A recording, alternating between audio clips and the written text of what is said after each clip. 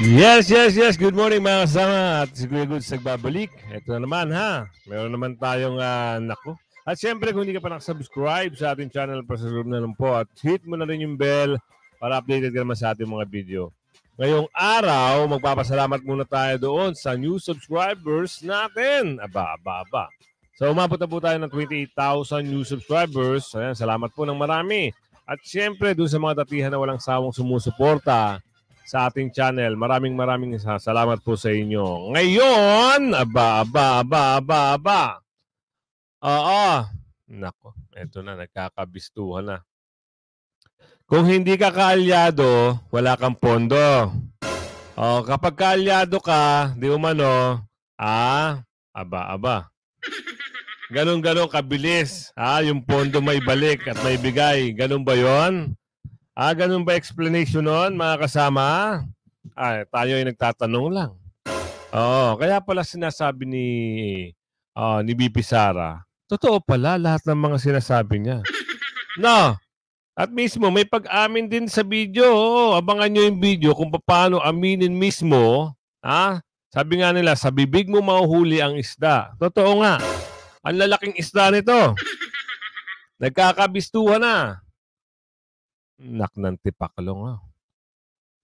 Biglang bumalik yung pondo. May dagdag pa. Nadagdagan pa yung pondo. Okay ba yung mic, no? Ayan, test mic. Isa man daw. Kayo na humusga, mga kasama. Talagang hindi biro pala pagkalaban ka, ha? Hadlang. At saka ang tanong natin, bakit? Kung saan andun andun si Marcos, andun din ito. Oo. At nagsasalita pa. Sige, ano ba yan? Tsaka na. Yan Wala pala si Chikadora, si Robin ang kasama natin ngayon. Siya maghahatid ng chismis sa atin. Yan, balita mo. Pasok mo, Robin.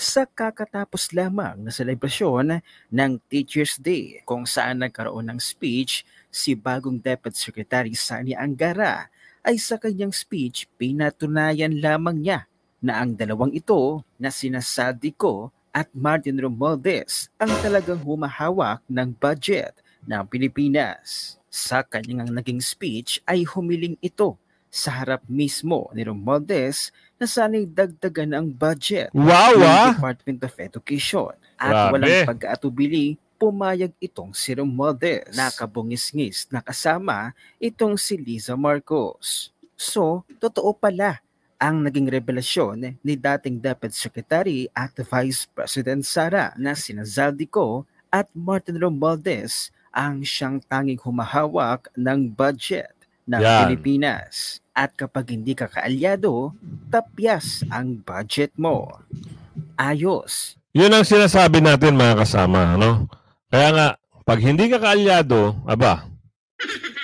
kung hindi tapyas, hindi ka pabibigyan. Kung ano-ano pang paninira ang gagawin para lang mawala sa pwesto si BP Sara. Yan ang nakikita natin. Pero, pag kaalyado ka, mabilis pa. Sa sikat ng araw. Tuloy mo, Chikadora. Indeed, VP Sara is vindicated by Angara. Tambay and Zaldi lang ang may hawak ng kaban. Napakatindi. These two who earned zero public trust with zero empathy, zero public service in their hearts, ang tinuturing na Diyos ng mga politiko. And ang malala, the Filipino people is at their mercy right now. There is always a time for everything. Sige lang. Ako yung kinilabutan sa mga words ni Angara. Nakakasuka. Pinupuri niya ang kanyang mga boss. Deep inside, ano kayang naiisip niya? Sana nakakatulog ka ng mahimbing sa mga sinabi mo. Si Angara naman, huwag mo naman pinamukha sa dalawa na buhaya sila, na obvious tuloy na tama si VP Sara. So ayan, mga kasama, dito ipapakita ko naman sa inyo yung slide ni BP Sara. Yung video ni BP Sara kung saan sinabi niya na talagang dalawang tao ang nagmamanipula at itong nasa likod nito ay walang iba kundi si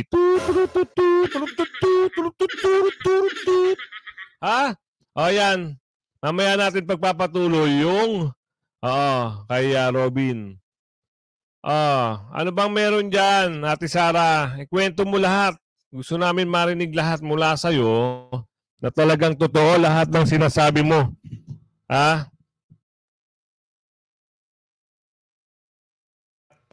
I'm sorry, nakakagulat lang talaga. Napag-initan ka. Oo. Diyos mio, Marimar. Kaya, pagdating ng panahon, alam natin, malakas ka talaga. Isa kang agila at sila isang tuta. Dagitin mo sila. Sige, Ate Sara, tuloy mo. Kinuha nila yung budget ng DepEd at isa yan sa mga rason kung bakit ako nag-resign sa Department of Education. Hindi na ako papayag na sa susunod na taon, ganyan pa rin ang gawin nila at ako yung mananagot sa ginagawa nila. Kaya yan yung sinasabi ko, bakit pa tayo mag-question and answer dito para atakihin niyo ako? Ang masusunod lang naman sa budget, 2 tao lang. Diba? Ang susunod nun na halimbawa ko ay yung budget ng Office of the Vice President. Kung makikita nyo, September 2023, merong lumabas na press release ang Makabayan Block. Sabi nila, may meeting kami with Congressman Martin Romualdez. Pinag-uusapan namin ang pagtanggal ng confidential funds. September yon. Pagkatapos nun, nagkwento sa akin ng isang congressman. Sabi niya, lumapit daw sa kanya si Congressman Ko at sinabihan siya na tatanggalin namin ang confidential funds ni Inday Sara. Hindi ba siya magagalit? Ang sagot naman sa kanya nung kaibigan ko na congressman, alam mo, si Inday Sara, walang pakialam sa pera yan. Magtatrabaho yan, kahit anong budget. Alam niya yan. Dahil alam din yan, limitado ang pera ng gobyerno. Kaya magtatrabaho yan. Trabaho lang ang gusto niyan. Sinabihan siya. Inulit pa niya yung tanong. Tinanong niya yung congressman, sigurado ka ba na hindi magagalit si Inday Sara? Sabi niya, hindi. Kaya kung makita ninyo, doon sa budget hearing ng Office of the Vice President, ay dinefend namin ng maayos kung paano gagamitin ang confidential funds. Napapabilis ang trabaho, napapadali ang trabaho, dahil nakatarget yung mga proyekto. Pero pagkatapos nung plenary namin sa House, ay kaagad na lumabas, di ba? Walang 2 oras, lumabas ang statement ni Congressman Zaldico. Ano sabi niya? Unanimous decision ng party leaders under the leadership of Congressman Martin Romualdez, tatanggalin namin ang confidential funds. At para hindi halata na inaatake nila ako, tinanggalan din nila yung mga iba pang mga departments ng kanilang confidential funds. So nakikita nyo, gumulong ang Makabayan Block kay Martin Romualdez. At dahil sa kagustuhan ni Martin Romualdez na hindi siya atakihin, at dahil sa gusto niyang suportahan ang Makabayan at ang NPA, nakinig siya. At ang ginawa niya, tanggalin yung budget. Alam na nila kung anong gagawin nila bago pa kami pumunta sa plenary ng House. Yan, maisingit ko lang sorry Ate Sara. Ngayon alam natin tumatakbo yung ano na yan. Anong tawag yan? Black and white? 12 yan eh. Sinabi ni Ate Sara, ito ay mga tutututut. Huwag nyo na po iboto. Maawa kayo, baka ma-recruit yung mga anak nyo. Naku. Pati ba naman mga nagkakaroon ng pwesto sa nagtatakbuhan na sila. Mga drag king, mga drag queen. Mag-isip-isip kayo mga taong bayan. Kung dahil lang sa leader nyong kamote, di umano, ay susunod kayo. Baka pagsisihan nyo. Baka susunod, wala ng Pilipinas. Nabili na, nabenta na lahat. Diba? Ginto, pinagbebenta. Ano susunod? Isip. Gamitin ng tama ang boto, no? Malapit na. Ilang buwan na lang yan. October, November, December, January, February, March, April, May. 7 months. Diba? 7 months. Dun sa 7 months na yun, may isip nyo na kung sino talaga ang totoong tao sa hindi totoong tao. Biruin nyo, nangyayari ngayon. Magbibigay ng ayuda. Wala namang project. Yung ayuda, saan galing? Di umano. Nasaan ang ginto? May utang pa. Ngayon, sabihin natin ito lang Paano kung halimbawa, halimbawa lang, natalo. Natalo sila. Ngayon, sino magbabayad ng utang? Di ba? Susunod na administrasyon. Di ba? Ngayon, ito nagpakasasa. Ang dami, trilyon. Trilyon ng utang, bilyon ng binenta. Sila ngayon ang mayayaman. Ang kawawa, ang mamayang Pilipino. Totoo naman. Di ba? Tuloy natin, Ate Sara. Ano pa yung sasabihin mo? Hindi ko alam yon. Kasi nasabihan na lang ako nung kaibigan kong congressman pagkatapos na. Nung nakita ko na nagsabi si Zaldico tanggalin niya ang confidential funds ng Office of the Vice President.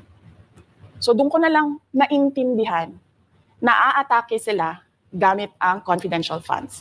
Dahil sumunod nun, October, ay merong dated na October na audit memorandum ang Commission on Audit. Ito issue na to ng confidential fund. Pero yung budget, no, yung budget ng kaya siya nag-resign, continuation na lang to eh. Kaya siya nag-resign kasi ayaw niya nga isisi sa kanya, lahat ng Kasi nabawasan na rin yung natapyasan na rin yung budget ng DepEd eh. Di ba? Kaya sunod-sunod na pag-atake sa kanya. Tapusin pa ba natin yung video na to? Ibalik natin doon kaya Sila na nagbunyagan. Tinanggalan si BP Sara ng budget sa DepEd. Ngayon, etong ang pangalan ng Debara. Si Debara ngayon, konting lang, dadagdagan na yung pondo, konting lang. Ito, ang bossing ko! Ang bossing ko! Nakakapagtaka, Ang bossing ngayon, iba na. Yung isa parang statue na lang. Nakaganon. Mag-i-spit na lang ng ganon. Tapos yung isang namamayan, ay baliktad na ngayon. Bigay natin yung slide para doon, Ito lang, Ito, nagre-reaction lang tayo. Kailangan meron kang demonstration para siyempre, kailangan pag nag-i-slide ka, talagang interesting yung mga na-interesado yung mga manonood. Tama ba? Sige, bigyan natin yung slide, Para doon naman sa nahuling isda, makita nila kung ano yung mga sinasabi rito. Dubara, pasok mo! Later to our beloved and ever-supportive First Lady, Ma'am Lisa Araneta Marcos. Isa rin po siyang guro ng abogasya sa West Visayas State University. Yan. Isa siya sa mga pinaparangalan namin. Happy Teacher's Day, ma'am. At sa ating napakagaling na political leader. Tinawanan siya Naging guro na ako. Naging Navy pa. Navy ba yun? Tapos guro na rin. Anak ng bugi. Ang galing mo silip-sip. Di umano. Bira. Leader ang Speaker ng House of Representatives, Speaker Martin Romualdez. Sana daw madagdagan yung budget ng Department of Education. Agoy! Isipin nyo Ito meron lang ako explanation sa inyo. Gamitin nyo na isip at yung magandang yung pag-iisip. Hingi ka ng budget. Bakit kay Romualdez? Ang Pangulo nandyan. Sa Pangulo ka magsabi. Di ba? Bakit kay Romualdez? Anak ng bugi. Ulit. Napatingin yung presidente sa kanya. Baligtad na lang. Baligtad na nangyayari ngayon. Kakaiba na pala ngayon. Pag tumakbo ka pala ng sige, ulitin natin Ka-leader ang Speaker ng House of Representatives, Speaker Martin Romualdez. Sana daw madagdagan yung budget ng Department of Education, Mr. Speaker. Diba? Sana raw madagdagan ng budget. Aba. Kayo mga kasama, ano bang pananaw nyo dito? I-comment nyo sa comment section para naman meron tayong pag-usapan. Nagugustuhan nyo ba yung video natin? Mag-like kayo para maganda-ganda ang outcome ng ating video. Tuloy lang natin ng konti. Thank you. Nangako na po si Speaker at ang Chairman ng Appropriations. At andi dito rin. Nangako agad. Patatapusin, ulitin natin ha. Ibigyan natin kasi maraming mga subscribers natin na nabibitin, no? O, i-ano natin sa panimula. Hanggang dun. Tapos reaction na natin. At sa ating napakagaling na political leader, ang Speaker ng House of Representatives, Speaker Martin Romualdez. Sana daw madagdagan yung budget ng Department of Education, Mr. Speaker. Thank you. Nangako na po si Speaker at ang Chairman ng Appropriations. At andi dito rin po ang Ito si Angara. Hindi ka nahihiya sa sinasabi mo. Andiyan ang presidente. Andiyan ang presidente ng Pilipinas. Parang ipinapangamukha mo. Si Romualdez ngayon ang magbibigay ng pondo mo. Hindi ka nahihiya? Ang tanong lang at saka tanong namin mga taong bayan. Dapat hindi ganun. Pinakilala mo ang presidente. Diba? Sa presidente ka humingi ng budget. Aba, matindi talaga. Sa bagay, tama nga sinasabi ni Ate Sara na ang mga tao na nasa likod nito ay dalawa lang. So, ang presidente parang wala lang ito dumano. Parang ganun lang ang lumalabas. Tuloy natin. ating Chairman ng Basic Education, Congressman Roman Romulo, at ang ating mga kinatawanan at pasalamatan ninyo mamayang konti. Mamayang konti pa. Sige, balik natin kay Chikadora, ha? Meron pa ba? Sige, tuloy lang natin to para meron pa tayong malaman kung ano pa yung sinasabi nito ni Boss. Sa Mr. Chito Sobrepeña of Metrobank Foundation. Wala na to. Wala na. So, balik tayo kay Chikadora, ha? Nakakatuwa, no? Mga kasama, ito tanong lang, no? Ano sa tingin nyo? Wala na talaga, no? Kung sino ang namumuno ngayon, ibang klase na. Speaker of the House. Yun ang magiging presidente natin, di umano. Kasi halos lahat, no? Lahat. Siya ang pumupront sa tao. Bakit? At yung ating Pangulo ay nasa gilid-gilid lang. Parang hindi makangiti na maayos. No? Aba, ibang klase. Tuloy natin yung kay Chikadora para makita natin kung ano yung mga kwento niya pa rito, ha? Chikadora, kwento mo pa sa amin, banat. Bagsak ang trust ratings ng Department of Education under Angara. Kapal ng mukha. Salamat po, Honorable Sani Angara, sa pag-confirm na 2 lang na tao ang nasusunod sa budget dyan sa Kamara. Ang tagabantay mga gahaman sa kayamanan ng bayan, nilulustay na parang sarili nilang pera. Sus, magkatabi pa yung 2. Halatang masyado itong 2 ito ang alam na. Ganun pala ang kalakalan ngayon sa Kongreso. Insertion para sa korupsyon. At yun ang hindi ibinigay ng VP. Hindi siya nagpagamit. Tama. Totoo ang kasabihan. Sa bibig na uhuli ang isda. Nagbigay naman ng komento at reaksyon si Mr. Will Tucker sa naging speech ni Martin Romualdez Crocodilo sa Teachers Day. Ngayon pa niya naisipang magdagdag ng classrooms at mga laptops. Ay, alam niyo mga kasama, hello, sound check. Yung na yan, yung classroom na yan, project yan ni BP Sara. Ang nangyari, parang na-hold kasi nabawasan nga ng project. Ang budget, sorry. Nabawasan, tinapyasan yung budget.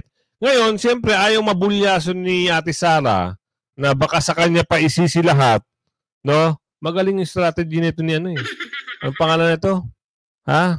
Sa buwatan sila dyan Magaling mga strategy nyo, pero hindi yan mananalo sunod na eleksyon. Project ni BP yan.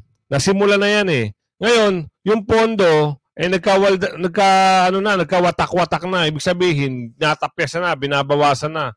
Pwede pa nga wala nang ibigay Ngayon, nag-resign na lang si BP para hindi na siya, alam nyo, para hindi sa kanya isisi lahat pagdating ng oras. Maganda yung ginawa ng BP, no? Ito naman, wala na siguro talagang makuha ang pwesto. Ngayon, nagpakilala ka, sira ka na rin ngayon sa taong bayan. Yung trust rating mo, wala na. Anggara, naku po. Anggara, naku po. Naku po. Ayoko na. Dati binoto ko to Ngayon parang ayoko na. Tuloy! Kung kailan wala na si VP Sara, so halatang namumulitika lang siya at hindi niya talaga sinuportahan si VP Sara noong DepEd Secretary. Tama! Pero malaki talaga ang inggit niya kay VP Sara. Samantala noong naalis na si Vice President Sara bilang DepEd Secretary, abay nawala na ang Department of Education bilang #1 trusted government agency sa buong bansa. At nang pumalit na si Sani Anggara, lumagapak na ang DepEd. Lumagapak na yung DepEd. Ano na nangyari? Sani Anggara. Narito ang buong komento at reaksyon. Panoorin natin. Yung lahat, una sa lahat, isang mainit na pagbati sa lahat ng mga guro na narito ngayon hapon. Palapakan po natin kayo lahat. Sa pumuno ni Pangulong Ferdinand R. Marcos Jr., patuloy nating isinusulong ang pagpahalaga sa edukasyon bilang pundasyon ng isang bagong Pilipinas. Hindi ko makalimutan ang isang payo na ibinigay sa akin ng aking guro nung ako'y nag-aaral.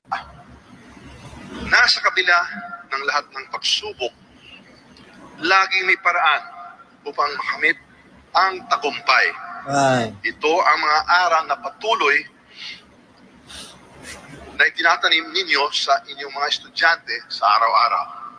Nais kong bigyan diin ang aming pangako sa Kongreso na patuloy na susuportahan natin ang mga programa at batas na magpapabuti sa inyong kalagayan bilang mga guro. Nagbubulang kami ni Secretary Anggara kanina at kinonsulto ko yung Chairman of Appropriations ng House at sisiguraduhin natin dadagdag tayo ng mga classroom buildings at mga equipment kagaya ng mga laptop. Ngayon mo pa dadagdagan kasi wala na si VP Inday. Iba ka din. Buhaya ka, iba ka din. Grabe. No? Bakit ba patuloy kang binibit-bit ni PBBM sa kahit anong... Yan din ang tanong natin, brother bakit lagi? Lagi na lang kung meron may mga ganyang programa, nandiyan ka.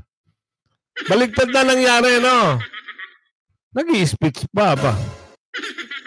Ibang klase. Ibang klase ngayon. Tuloy. Mga gatherings. Bakit nagsasalita ka na naman sa Teacher's Day? Sino ka ba? Diba? Grabe. Yun yung napansin ko, mga lords. Pag may mga gatherings na about speaking gatherings, andyan si Tambaluslos. Diba? Talagang, pwede naman ang presidente lang magsasalita. Pero tama. diba? Talagang wina-warm up nila si Tambaluslos. Diyos ko. Tapos narinig... May pasok lang, mga kasama. Kung halimbawa, sakali, hindi ko pa pala na-promote yung ating mga pambato, pasensya na kayo. PDP line, PDP laban. Solid. Ipasok nyo si Wilbur. Oy! Nako, mayroon na palang chismis. At ito ay nag-announce na. Jimmy Bundok. Kasama na sa PDP laban lineup. Naku, merong mababawas. Ilan na ba sila? Pakiano nga ako kung ilan na yung nasa lineup. Naku, kung halimbawa na merong mababawas, naku po. Eto, mahirap magdesisyon pagdating dito. Sa bagay, kung hindi pa naman kumpleto yung lineup, sino ba? Taka lang bilangan natin. Hindi pa kasi hindi pa nag-a-announce si PRD. Sige. Bato, Attorney Vic, sino pa ba? Go. Sino pa ba? Si Philip Salvador, si Baste, si Pulong hindi pa rin nag-a-announce. Si GB Bundok, 6. Sabi natin si Panel, si Wilbert, si Marcoleta, Pito. 12 naman yan eh. Pero tignan natin ha. Kung halimbawa talaga na kulang pa, ipasok natin si Wilbert. Siyempre, wag natin kakalimutan lahat ng PDP. At siyempre, alam natin kung sino magna-number 1 dyan. Alam na natin yan, ha? Marcoleta, sulat kagad. Yan, ha? Tuloy natin. Ano pa ba meron dyan, brother? Inyo mga lods, ngayon pa ito todo ang mga benepisyo, classroom, at kung ano-ano pa. Ngayon pa. Diba? Diyan mo makikita. Unfair talaga yung si Tambaluslos. Nag-usap daw sila ni Angara. Sa bagay, si Angara, mauuto nyo talaga yan. Pero si VP, nek-nek mo. Mga lads, tingnan nyo to. Anyari sa DepEd? Oo nga, no? Nung hindi na si VP Inday Sara, ang... Grabe, bagsak! Yan ang gusto nila. Ngayon kasi, ano ba yun? Nag-uulan ng pera ngayon. Nag-uulan ng pera, hindi natin alam kung saan galing ba naman yung pondo na yan. Yan ba yung ipinangutang, di umano? Ngayon, pinapamudmud. Kasi panahon na ng mga kampanya, panahon na ng ngayon eleksyon. Nagsisimula na yung filing, ibig sabihin, yan na yung oras para gamitin ang mga pera na yan, di umano. Pero magtataka ka, si Bibi Sara, kahit walang kapera-pera, nangingibabaw. Bagay kasi pag agila talaga, matayog ang lipad. Mga ganun. Ngayon, ang agila, ang alam naman natin, kahit tiradorin yan, hindi nila matitirador yan kasi mataas. Sa akin, mga subscriber, naniniwala ba kayo na ito si BP Sara, pagdating ng 2028, kung sakali na siya ay tatakbo na pagkapangulo, ito ay mananalo, naniniwala ba kayo sa akin? Ngayon, ito ang tanong. Kung halimbawa ba makakalaban ni BP Sara, ito, pangalan na ito, Luslos, yung ano? Naniniwala ba kayo mananalo ito? Ako 100% hindi. Kahit 10% yan, hindi mananalo yun. Kaya gusto lang natin na ipaalam sa mga taong bayan na pagdating sa mga ganyan, sa pagpili ng kandidato, yung alam nyo na may bahid na mga dungis, sa mga korupsyon, pag-isip-isipan nyo mabuti. Di ba? Namudmud nga ito na napakaraming pera sa Batangas di umano Kahit saan-saan yung sariling bayan di umano. Naku po. May video May video doon. Sariling bayan. Naku po. Walay. Ano pa? Ano pa ang meron dyan? Sige, tuloy mo. DepEd ay number 10 na. Aroy. Di ba nung si VP Inday Sara pa, number 1 top government agency ang DepEd. Pero ngayon na si Angara na, twinks, number 10 na. Anyari. Baka nagsisimula. Diba? So, talagang... Kaya naging nagsisimula na. Kasi nga, gustong gustong lakihan Diba? Nagkano ang budget? Abangan mo yan pagdating ng mga mumurahin na rin siya ng mga tao dyan. Di umano. Kasi nga, boost na rin ang budget. Di umano. Tuloy. Maganda ang performance ni VP Inday Sara. Totoo naman. Totoo yan. DepEd Secretary. Diba? Kaya lang, yun na nga. Diba? So, part of the sacrifice ang ginawa ni VP Inday Sara na nag-resign na lang siya. Diba? Kesa madamay pa ang DepEd. Kasi diba, isiniwalat niya na pati yung budget ng pagpapagawa sana ng classroom ay hawak, diba? Hawak pa rin, diba, nila Zaldico at Romualdez ang desisyon. Pero sa totoo lang mga Lods, ang dami kong mga teachers na nababasa ko yung mga comments nila na simula daw na naging DepEd Secretary si VP Inday Sara, gumanda ang pamamahala at naging organisado ang DepEd.